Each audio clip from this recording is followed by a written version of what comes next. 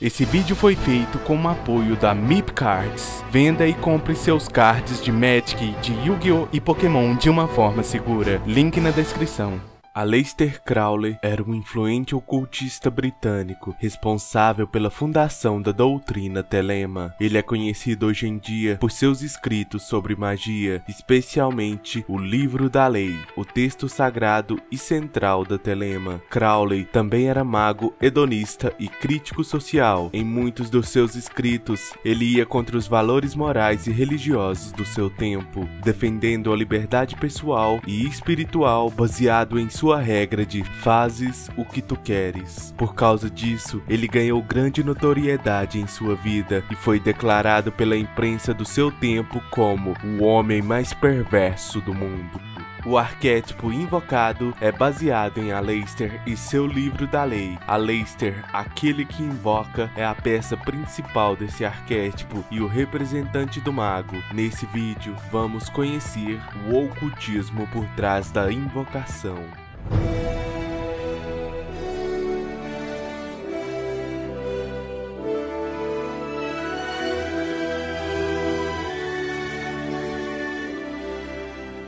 Os invocados são baseados em um sistema real, o sistema telêmico, que começa com o Livro da Lei. Este pequeno livro contém 3 capítulos e supostamente foi escrito um capítulo a cada hora, tendo início ao meio-dia do dia 8 de abril, depois do dia 9 de abril e o terceiro no dia 10 de abril de 1904. Crowley afirma que o texto foi ditado por uma entidade chamada Alvaz, a quem mais tarde ele identificaria como seu próprio anjo guardião sagrado, uma divindade particular de cada indivíduo, que o sistema religioso afirma se tratar de uma espécie de Deus pessoal. Através do hexagrama unicursal, Aleister pode usar seus feitiços de invocação. A invocação é usada para trazer divindades ou espírito. Crowley escreveu sobre 2 chaves para o sucesso nessa área: inflamar-se em oração e invocar com frequência. A invocação mais importante, ou qualquer ato de mágica, era a invocação do Santo Anjo da Guarda, ou o Eu Secreto, que permite ao adepto conhecer sua verdadeira vontade. Crowley descreve a experiência da invocação do seguinte modo: a mente deve ser exaltada até perder a consciência do eu. O mago deve ser levado cegamente por uma força que, embora nele e dele, não seja de modo algum aquilo que ele é em seu estado normal de consciência. Assim como o poeta, o artista é pego pelo frenesi criativo, assim deve ser para o mago. As divindades ou espíritos são nomeadas de bestas invocadas. Elas são chamadas por Aleister e representam um de cada atributo do jogo.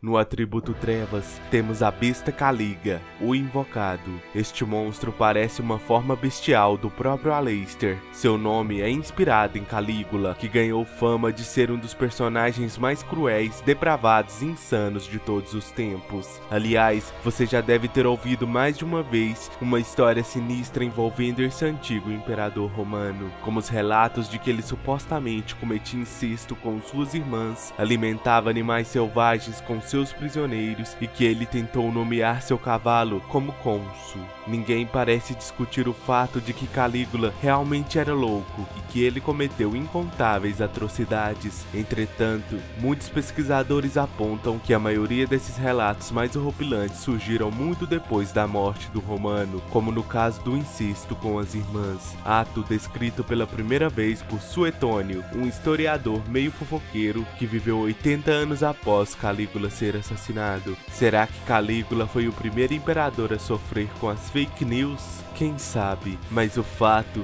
é que para o Livro da Lei, a loucura é uma forma de liberdade. No atributo vento, temos o guerreiro Raijin, o invocado. Raijin é o deus dos raios, trovões e tempestades na mitologia japonesa e na religião shintoísta. Este deus é frequentemente retratado com um rosto feroz, assustador e uma figura musculosa com cabelos que desafiam a gravidade. Ele está cercado por tambores de taiko, que ele toca para criar o som do trovão. No atributo água, temos o dragão Cócito, ou invocado. É um rio do submundo na mitologia grega. O Cócitus deságua no rio Arqueron, do outro lado do qual se encontra Hades, o submundo, a morada dos mortos. Em Inferno, o primeiro cântico da Divina Comédia, Cócitus, é o 9º círculo infernal. Cócitus é referido como um lago congelado em vez de um rio. Embora se origine da mesma fonte que os outros rios infernais, as lágrimas de uma estátua dracônica, o Velho de Creta, representa os pecados da humanidade. Já no atributo fogo, temos o demônio Purgatrio, ou invocado. Ele representa o purgatório. É, de acordo com as crenças de alguns cristãos, um estado intermediário após a morte física, onde as almas aguardam a purificação. A Igreja Católica sustenta que todos os que morrem na graça e na amizade de Deus passam pelo processo de purificação, que a Igreja chama de purgatório. Também é o segundo ato da Divina Comédia de Dante.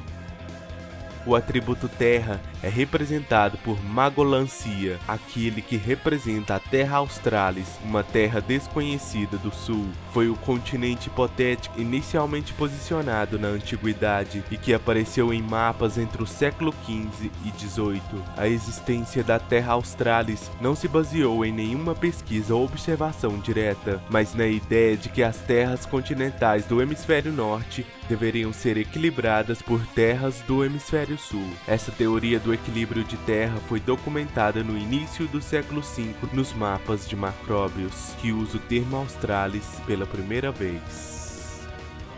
O invocado do atributo luz é Meshaba, que simboliza Merkabah, que significa coisa para montar, a carruagem. Merkabah é uma escola do misticismo judaico primitivo, centrado em visões como as encontradas no livro de Ezequiel, capítulo 1. De acordo com os versículos de Ezequiel e seus comentários, sua visão consiste em uma grande carruagem feita por muitos seres celestiais dirigidos pela semelhança de um homem. A estrutura básica da carruagem é composta por 4 seres. Esses seres são chamados de criaturas vivas. Os corpos das criaturas são como os de um ser humano, mas cada um deles tem 4 faces, correspondendo às 4 direções em que a carruagem pode seguir: leste, sul, norte e oeste. Os rostos são de um homem, um leão e um boi. Merkabah também simboliza a literatura Eikalote, a respeito de histórias de ascensões aos palácios celestes e ao trono de Deus. E aquele que representa todos os atributos. Na verdade, era para ser o representante do atributo divino, mas por diversidades técnicas, a fada é do atributo luz. Elísio, ou invocado, representa o Elysium, ou Campos Elíseos. É uma concepção da vida após a morte que se desenvolveu ao longo do tempo e foi mantida por algumas seitas e cultos religiosos. Mais tarde se expandiu para aqueles escolhidos pelos deuses, os justos e heróicos, onde permaneceriam após a morte para viver uma vida abençoada e feliz no paraíso. Voltando a Aleister, aquele que invoca, ele domina a invocação ômega. Aleister Crowler afirmou que ele era a besta profetizada em Apocalipse e recebeu o nome de Tomegatherion, do grego, que significa a grande besta, que corresponde o 666 e as divindades da filosofia de Crowler. A transformação final, causada pelo derretimento mágico. Aleister, aquele que invoca em loucura, o invocador furioso, é o resultado de Aleister, aquele que invoca usando o livro da lei para criar a mágica que o levou à loucura. Para suprimir esses poderes, Aleister criou uma torre mágica e selou sua magia numa câmara especial. Foi aqui que ele escreveu todos os seus livros de magia. Foi aqui que os magos da profecia começaram a aprender sobre os diversos livros de magia. Aqui onde a magia do mundo dos duelos começou.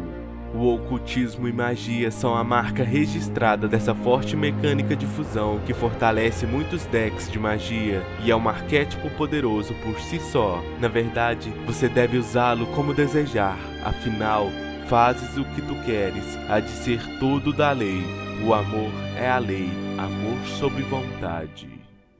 Agora é sua vez, comente aí o que achou. Se você gostou desse vídeo, deixe seu gostei, compartilhe com seus amigos e grupos, isso ajuda muito o canal. Muito obrigado por ter assistido até aqui e divirta-se nos duelos.